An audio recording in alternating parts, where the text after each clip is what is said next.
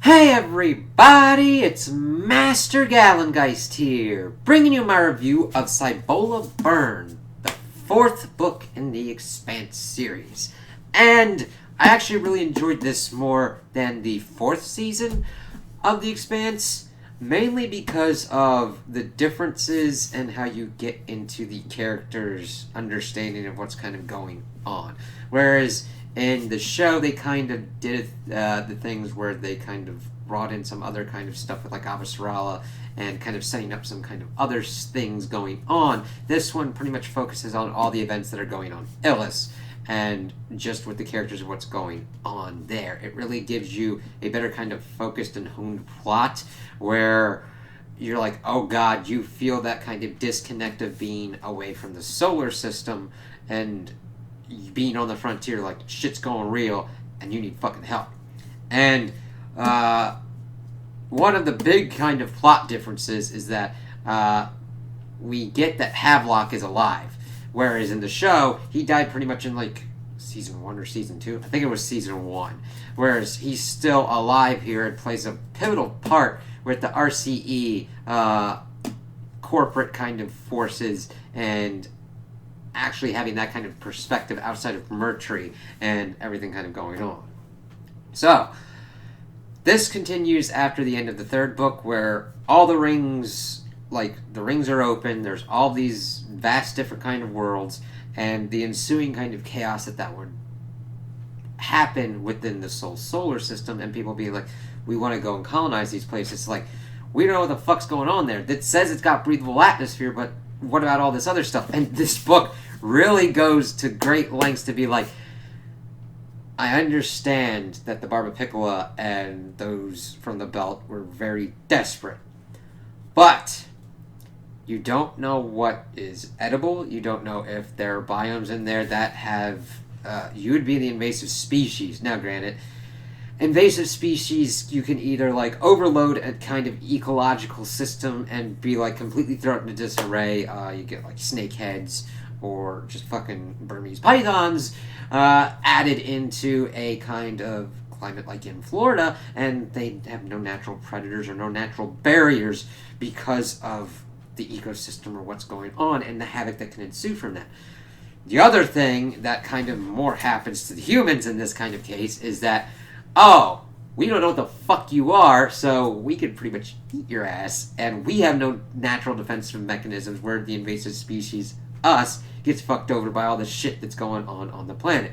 Always do your research on that kind of shit. Like, I understand that they like found lithium there, and they're pretty much doing that to kind of like get on there and everything like that. And it's always crazy when they're unexplored frontier kind of places. What laws are in effect? What do you follow? Because you see, they do a great job of showcasing the Belters and being like, this is our colony, this is Illis, and the Royal Charter Energy and the UN trying to be like, kind of calling them squatters, and that they don't have the rights, that they went through the official channels and did it the correct way, and it's like, yeah, but they're within the system and they have the power to fuck around with the system, and what that kind of shit kind of ensues. And you've got all that kind of political stuff going on in the background as we get pretty much our main ones as Messiah with the colonists slash squatters of the Belters on Illis, and then you've got Havelock showing us what's going on with Charter Energy and him being more of a security kind of personnel and what his whole kind of thing is ensuing with, and it's a good balancing kind of act there. And then of course Holden and the Rocinante crew are then put in to try and mediate this completely bumbling fuckery that has occurred and even keeps it kind of escalating. And see, the thing is, it took them like 18 months to kind of get out to this place, so that's not easy. If like shit goes wrong and you've got to wait like a year and a half for somebody to come for you, you're fucking gonna get screwed. Alright, so that's kind of the background of what kind of goes on. We start off with, like, Messiah and him pretty much talking with, like, more kind of extremist faction of the OPA within their kind of colony, and then you've also got that. They call it Illis, Royal Charter Energy calls it New Terra, all that different kind of stuff going on. It's like, oh shit. And we get Messiah trying to figure out what to do, of like trying to defend his home without going completely and utterly nutty and scorched earth and just continuing the cycle of violence and violence and violence. That is a big theme here and is hammered home nicely. It doesn't feel overdone or overwrought. You see the consequences of these actions, and Messiah is a key character of understanding that, because they pretty much were going to blow up the pad and make sure that the heavy shuttle couldn't land. However, it starts landing earlier, and we see that Coop was supposed to be in charge of that, but he kind of wants to blow up and kill people, it seems like. Granted, that's kind of the vibe that I got, especially when you see him throughout later pretty much instigating and everything before it kind of bites him in the ass, and Mercury being the other kind of psychopath and sociopath that he is, fucking just shoots him. It's like, I don't like that he killed him, but he knew what the fucking dude was doing, you know what I mean? Like, it's when you get... The thing is, when you see those kind of people who have those kind of tendencies, they usually are more comfortable in fighting people that don't fight back or use the same kind of trickery that they do. Once you get people fighting on the same kind of effects, you're just like, what the fuck? But you see that Messiah pretty much blows the pad early to try and make sure that the shuttle doesn't like land and kill and like accidentally set off the explosion and kills everyone. And you see him with this guilt because it does still damage the shuttle. People do die, and the colonists are trying to help them out. And we see that like this governor dude was probably going to be a really kind of chill dude and try and mediate as much as possible. But of course that's done, and Mercury's like, fuck this shit, I'm going to try and hunt this terrorist cell down and be a complete and utter dick about it. And of course, we see that everything going on with Holden, where the Miller investigator, which is another character that we actually get a point of view on. Now granted, they're usually not big chapters, mind you. Like, they're like sometimes just like barely a couple kind of pages. But we do get an understanding of the Miller...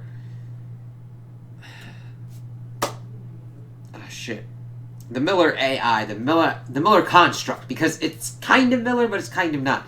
Because the proto-molecule is trying to reach out to pretty much its origin source. It's trying to figure out what the fuck happened and why nobody's fucking talking to it. And of course, it builds Miller continuously to try and figure this shit out. And it's really kind of cool, because as the book kind of goes on, he kind of starts gaining sentience. Granted, it's kind of like the fusion of the dead Miller and the protocols and everything that goes on with the proto-molecule, and those chapters are written kind of differently, and it really gives a nice kind of flavor, and it really adds to what's kind of going on to get that inside perspective of this construct.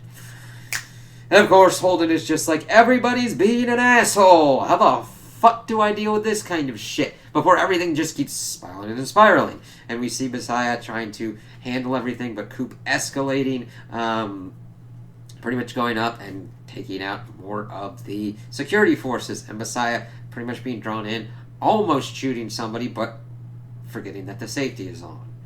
And him just trying to deal with the guilt of everything going on, the strained relationship with his wife and what's going on, and her being like, you shouldn't have done this shit, but we've got to just deal with the consequences now. Like, she still doesn't agree with what he's kind of doing, and we see everything kind of escalating. Mercury, of course, taking out Coop, making everything kind of even kind of worse. And then, of course, Holden kind of gets there because they pretty much get drawn into it. The Miller construct wants him to investigate stuff, and of course, there's proto-molecule shit on Illis. And we actually learn throughout the novel that Illis is kind of like, whatever the proto-molecule creators did, it's kind of like it's not a true kind of planet. It's actually kind of like a material resource processing center. As big as a planet, which is kind of cool to start getting onto that kind of vast level of fucking engineering on a galactic scale. Like, people who, like, were hunters and gatherers would be mind-boggled by the fucking technology that we use and what we can do on a global scale. Now take that and expand that, and we're the fucking hunters and gatherers, and they've got a fucking machine planet doing shit, and you're like, what the fuck here is an animal? What's a construct of, like, the proto-molecule just fucking around and doing shit? Because we see Elvie as another character who's the scientist and going in with this stuff. I really like her chapters because she digs into certain kind of shit. Kind of the weird kind of thing is that we deal with her having this kind of puppy love kind of thing for Holden. But we just learned that's because she hasn't had sex in a while, and then she bangs this Fayez dude, and they kind of get in a relationship, and that kind of figures that out. It's kind of a weird kind of thing that really...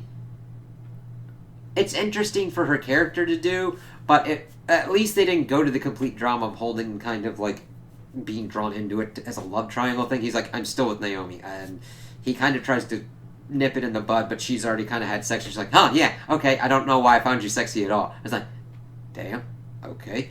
And the stuff that still kind of lines up is Amos having his animosity towards Murtry, and just we see that, like, they recognize each other for who they kind of are, as Holden's trying to, like, hold everything down. We see that Murtry grows and takes out the terrorist cell and burns them alive when they really didn't need to be, and just not even giving them aid or whatnot when, like, someone was shot, as Holden's trying to, like, help, and he's really trying to play the good cop in this scenario, and he actually succeeds in this book. I mean, he's got shit that he's got to deal with as, like, things start escalating and escalating. I mean, we see that happen in Orbit as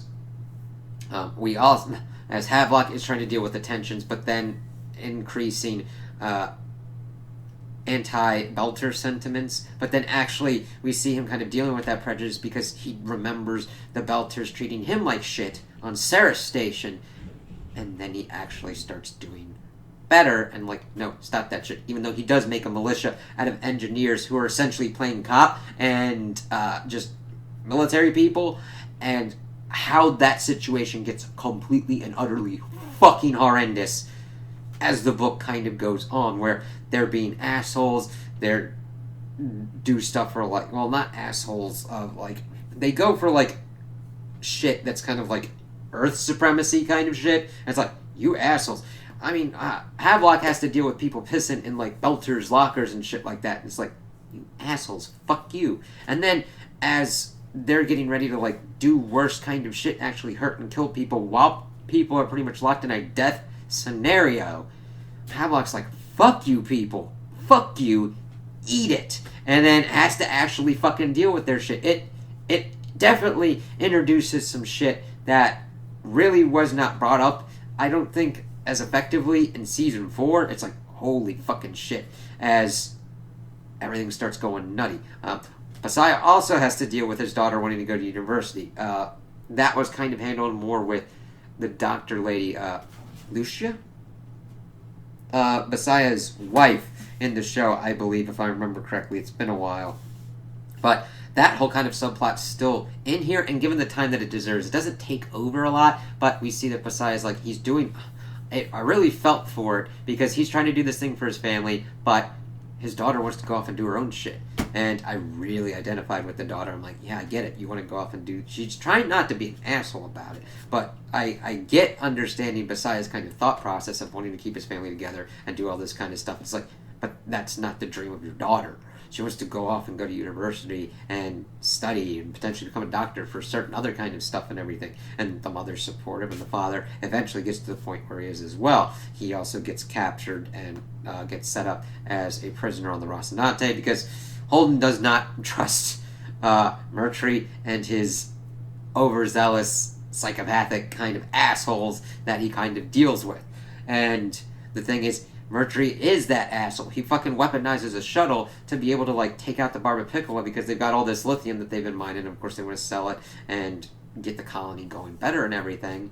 And the thing is, the Rocinante group, which we've got Naomi and Alex in orbit, try and figure out what to kind of deal with. They actually send Naomi over to kind of decommission the shuttle, but she gets captured by Havelock, and he just learns that Murtry just keeps going nuttier and nuttier as we start escalating certain things. Miller's, of course, mucking about in the proto-molecules kind of stuff, turn on certain things.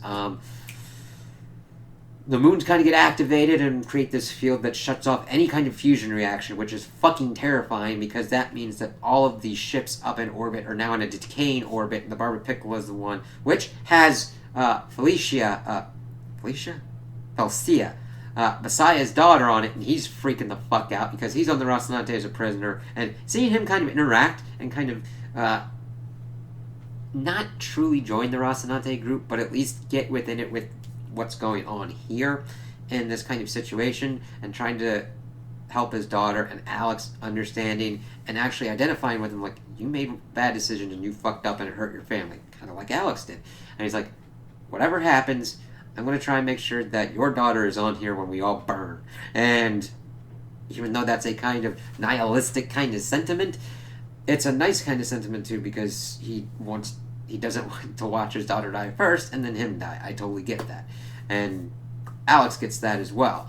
And we see them trying to figure out what's kind of going on. The planet then gets fucked up because one of the power sources kind of blows and it creates wide devastation on the planet, where Holden and the rest huddle in pretty much some protomolecule ruins. And then this, of course, instigates the death slugs that pop up. And, of course, they start going blind because of this organism that is in the clouds. It's not completely hurting their eyes, but it's doing shit in their eyes, feeding and stuff, and proliferating to the point that they can't see. It's like, holy fucking shit. Like, everything that goes, like, motherfucker, that's why you do your research. It's like, all this confluence I get can people being like, oh, the plot demands that all this shit happens at once. But if you don't do your research and you don't understand how you interact with inside of an ecosystem, this makes sense that this would happen. So it's really kind of weird that it would be like, oh yeah, I could see you saying that the plot demands that this is getting kind of nutty and shitty, but this is kind of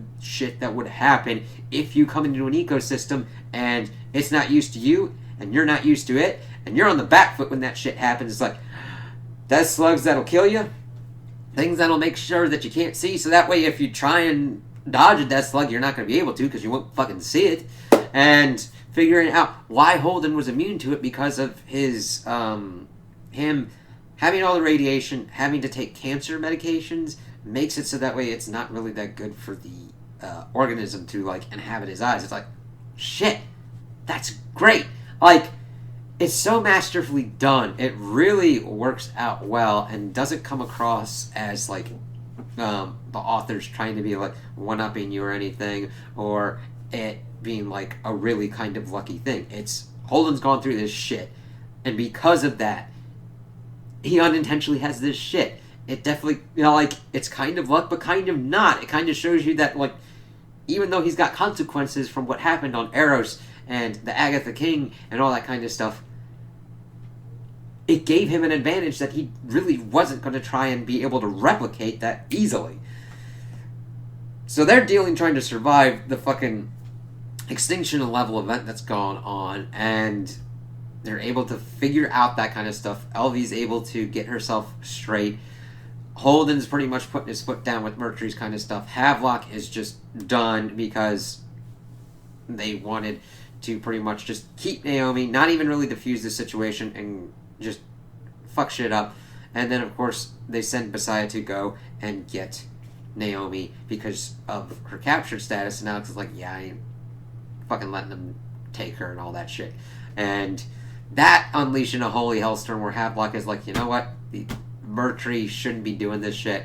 And he pretty much takes Naomi out, deals with the militia in such an effective kind of way. He's able to just, like, dismantle them because they had, like, essentially cosplayer training. I mean, granted, he was teaching them tactics, but they don't know how the fuck to actually really use those tactics well, and just is able to, like, stop them from doing a lot of different kind of shit. Gets Naomi back to the Rocinante, her trying to figure out and tug the Barbapicola up before Mercury pretty much gives the go-ahead for this stupid militia to send homemade missiles and to go and just kill people. Like, take out the Barbapicola, take out the Rocinante, even though at this point they don't have any actionable way to stop the fall.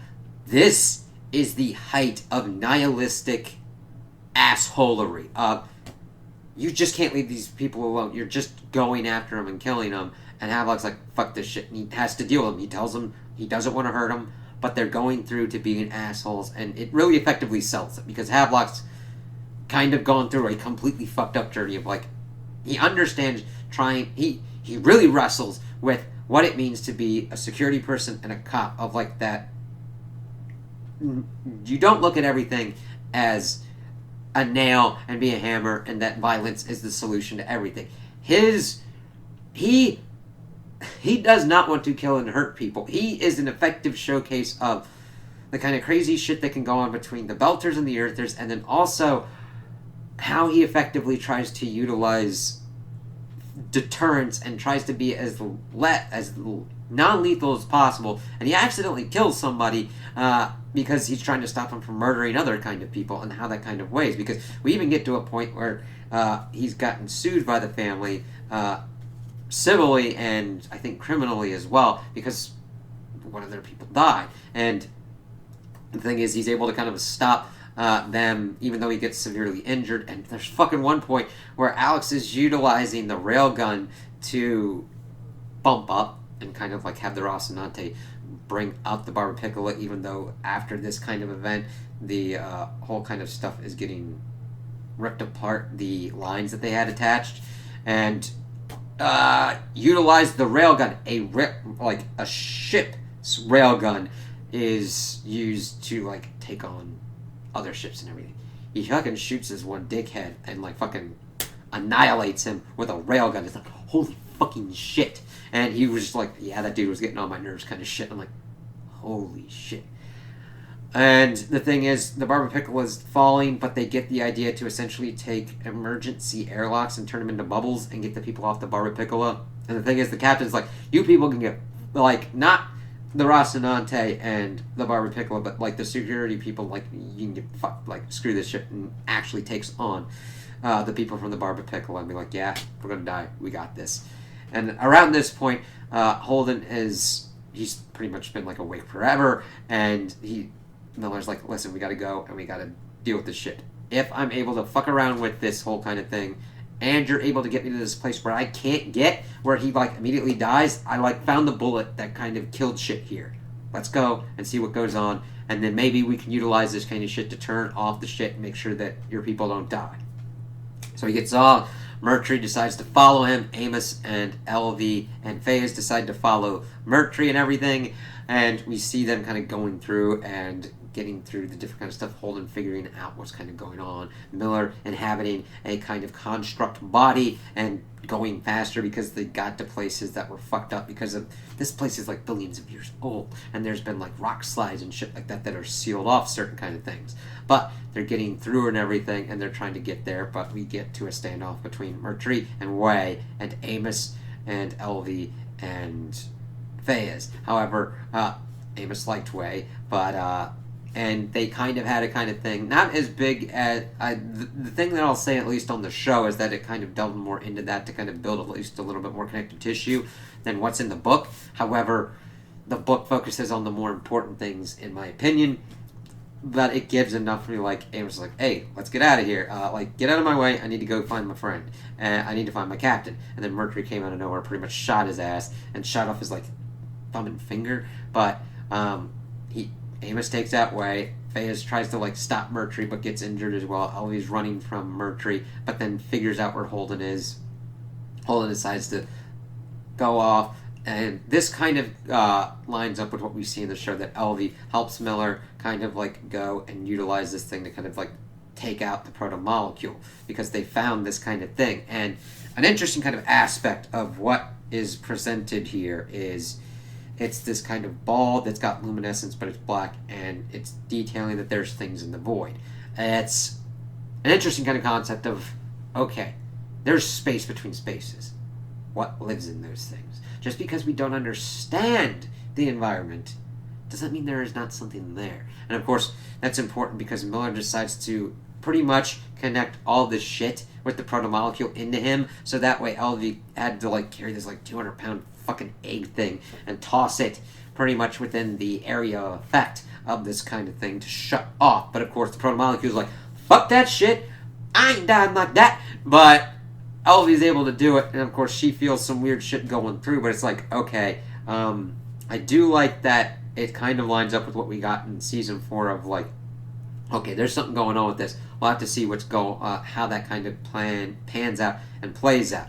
I have started reading the 5th book, and that is focusing more on other kind of earthly and solar system things at this point, and I haven't gotten to anything like that, so I do kind of want that more into effect, because that's the shit that interests me the most. No, this really worked out well to showcase the balancing of the Sol system politics and the proto-molecule. I'll have to see how that kind of works out in the 5th book, and what kind of goes on, and how it kind of ends with the series.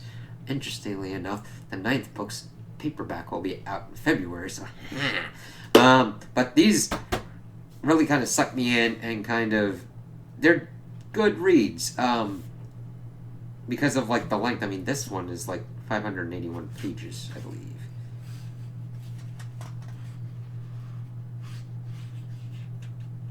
Yeah. But of course, we see that Elvie finishes that out. Holden actually like takes out Murtry without killing him, just wounding him well enough to have him like not be an issue, and then everything kind of working out. The Edward Israel, pretty much, there's only like one scientist that didn't want to stay, and taking themselves back through the gates, getting back on the Rocinante. They leave Visaya on the planet because he has done horrible shit. However, they're still in a biome that could potentially kill them at any drop of a hat, and I could see why people would think that he's been rewarded. However, his is always, like, this definitely goes within the morally gray kind of shit going on. He was part of the cadre of the terrorists that hurt and killed a lot of people. However, he wasn't attempting to do that with the landing pad. He was trying to minimize casualties as much as possible of what was kind of going on. And then everything just kept getting fucked up. And it's interesting because I don't feel it's like a cop-out that he got completely rewarded with his shit, especially when you got death slugs, you got eye-blinding algae, and everything kind of, well, similar to an algae. And then we see that they're kind of working together with the Royal Charter Energy people. Interesting to see Amos kind of deal with Murtry as a prisoner and be like, oh no. It's funny, he's like, oh, you gotta kill me? And Amos is like, no. If I'm gonna beat your ass, I'm gonna beat your ass at 100%.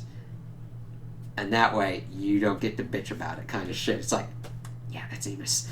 And just kind of coming down from all the kind of shit, and how we get, let's see, an Ava Sarala one at the end where she's pissed off that Holden didn't fuck up, which was interesting because she's like, she wanted them to showcase that it's a fucking crazy and scary kind of thing, and to put the kind of brakes on it, which I'm like, I definitely get that. You don't just go, I'm gonna Thunder Fist a light socket.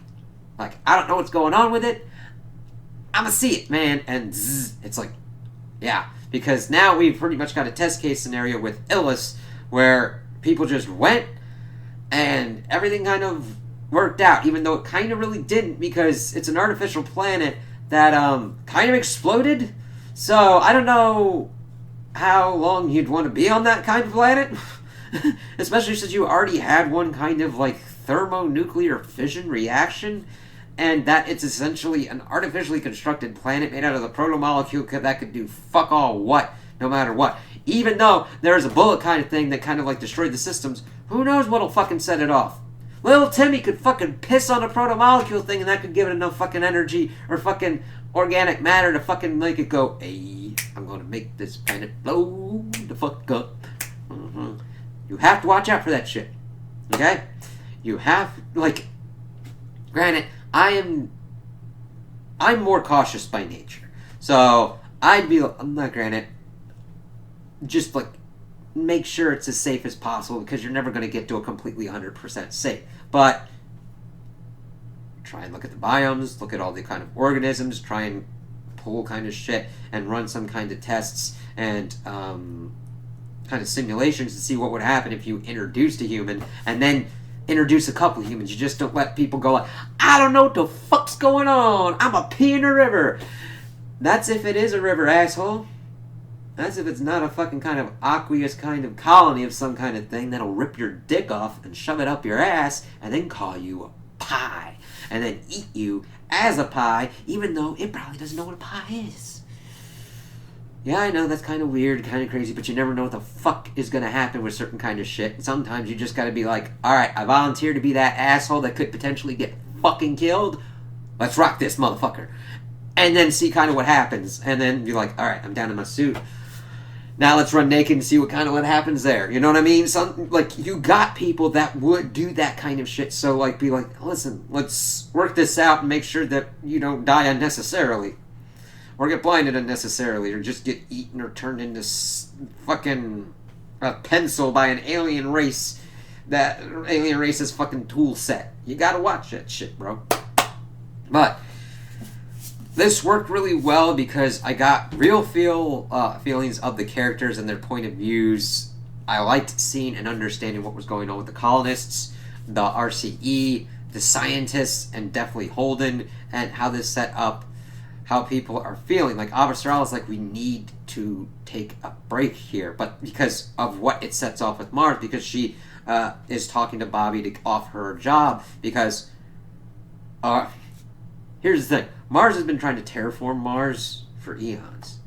Why the fuck would people stay there if they could just go to a planet that potentially would be alright and safe for them? It's a logical kind of thing. Granted, I would more be like, we need to make sure that we understand terraforming, because who knows if these aliens used terraforming methods to make these things work. And also to have that fucking skill set. Granted, it's a long-form skill set, but I would like to be able to, if I got fucked up and a planet's trying to kill me, be able to understand why it's kind of killing me, to make sure that it doesn't kind of fucking kill me, and make it so that way I can kind of live there. Terraforming is a... I'm weird. I think in the terms of kind of games and knowledge and skill sets that you've got, having the ability to terraform a place and live in outer space, as we also see that this is starting to, like, have ramifications for the Belters. That's more felt in the 5th book.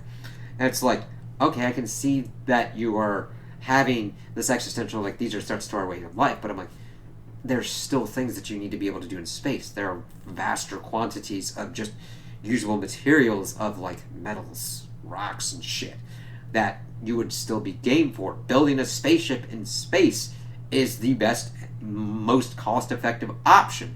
I mean, think of trying to build a spaceship down on a gravity well. It's going to be hard as fucking shit to build it to specifications and then try and fucking get it in orbit because of how much it's going to fucking weigh because of the gravity and everything going on. It's more cost effective to just ship that shit up and build it in space and then have it so that way you don't have to fucking deal with that kind of shit. But yet, certain people aren't thinking along those lines or understanding those kind of lines, and it leads to all kind of resulting chaoses. However, working back to this, those are the kind of things that are set up here, and I really like that this is contained enough, but also shows what this kind of contained kind of incident does on a vaster kind of scale. It works very well because it's very plot focused, and the characters inform and move the plot and what's kind of going on and going forward, not just that the plot demands that crazy ass shit happens, and then tying it back together to how this incident affects the Sol system and the political discourse of what's going on between the Earth, Mars, and the Belt, and everything going on, and then how characters are reacting to that. Avasarala going to Bobby to be like, we need to understand what's going on here, because if we don't, vast changes are going to be coming even faster than we've known before, and if we don't keep up, it'll spiral, and shit could get to a point where we have no way to pull it back from the brink. So it's like, ooh, alright, let's see how this works and how this rolls. So, I would definitely recommend Cibola Burn. It was very enjoyable. I liked understanding what was kind of going on, and I was always excited to kind of read it and go through chapters at a time and just be like, alright, let's see what happens and goes next. Yeah, it handles relationships pretty well. Yeah, I'd recommend this to a lot of people. Like, if you're into The Expanse and these kind of books with hard sci-fi and everything like that, definitely read it. I've been enjoying this so far and can't wait to see what other shenanigans and everything kind of goes on and how it compares to the other seasons that we've seen adaptation-wise. So those are my opinions on the book. Tell me what you guys think in the comments below. If you liked it, if you didn't like it, if you agree with me, if you disagree with me. Also, like and subscribe, and I hope you have a good day.